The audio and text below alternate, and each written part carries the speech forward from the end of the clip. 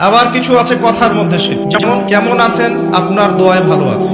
কেমন আছেন, আপনার দোয়ায় ভালো আছে। আপনার মায়ের কি অবস্থা, মায়ের অবস্থা ভালো, ডাক্তারটা সময় মতো না আসলে মাকে বাঁচানো যেত না।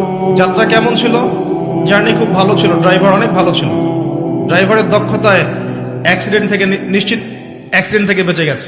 আমি না থাকলে কাজটা হতো না, ভাগ্যিস আপনি ছিলেন, না হলে আমার এই বিপদ থেকে রক্ষা হতো না।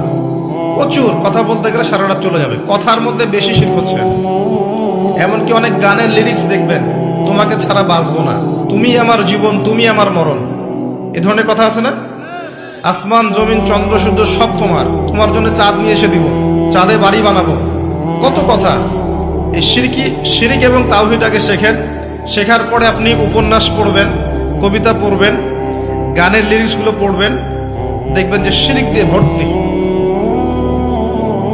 এমনি এমনি আল্লাহ পাক বিষয়গুলোকে হারাম করেন না, এখানে শিরক আছে, অনেক ক্ষেত্রে কুফরি কথা আছে, অনেক ক্ষেত্রে আবার ভক্তি প্রদর্শন করতে গিয়ে অতি ভক্তি হয়ে যাচ্ছে, আর হারাম ইনস্ট্রুমেন্ট তো আছেই। সব মিলিয়ে এই বিষয়টা হারাম।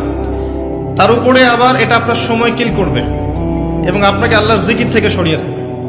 যখন আপনি এগুলোর মধ্যে ডুবে যাবেন, ওই মোমেন্টে আপনি আল্লাহকে ডাকতে পারবেন না, ওই সময়টা ওরা খেয়ে ফেললো। সব মিলিয়ে বিষয়টা হারাম। তো এরকম কথায় অনেক শিরক হয়। তো বেসিক কথা হচ্ছে, তিনভাবে শিরক হতে পারে: আপনার কথায়, আপনার কাজে এবং আপনার চিন্তায়। কথা, কাজ এবং চিন্তাকে বিশুদ্ধ করতে পারলে তাওহীদ প্রতিষ্ঠা হবে, এবং তাওহীদের উপর থাকলে পরেই উম্মার কল্যাণ আছে। আল্লাহ পাক আমাদেরকে তাওহীদে থাকার তৌফিক দান করুন। যারা শিরক মুক্ত অবস্থায় কবরে চলে যাবে ইনশাআল্লাহ, তারা উত্তর দিতে পারবে যে রব্বি আল্লাহ, আমার রব হচ্ছেন আল্লাহ।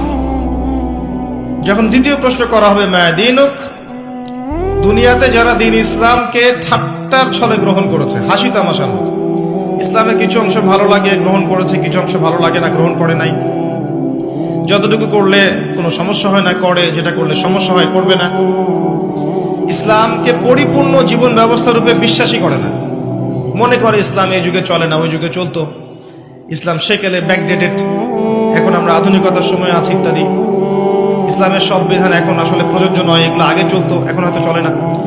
যদি ইসলাম সম্পর্কে এমন ধারণা থাকে মানুষের, সে উত্তর দিতে পারবে না যে মা দীনুক, তোমার দিন কি। যারা পরিপূর্ণরূপে ইসলামকে গ্রহণ করেছে মননে, ইসলাম একমাত্র জীবন ব্যবস্থা যেটা আল্লাহর কাছে গ্রহণীয়, এবং এখানে প্রত্যেকটা বিষয়ের সমাধান আছে। হ্যাঁ, আমি হয়তো আমল করতে পারছি না বা বাস্তবায়ন করতে পারছি না, কিন্তু আছে ইসলামের মধ্যে, এই আকীদা ঠিক আছে।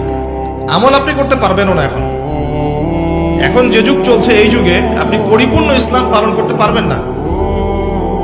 বড় গলায় বলে আসলে লাভ নেই, খুব বড় গলায় বলে লাভ নাই যে আমরা সবাই পরিপূর্ণ মুসলিম। যদি এটাই সত্য হতো তাহলে আমাদের আজকে অবস্থা হতো না।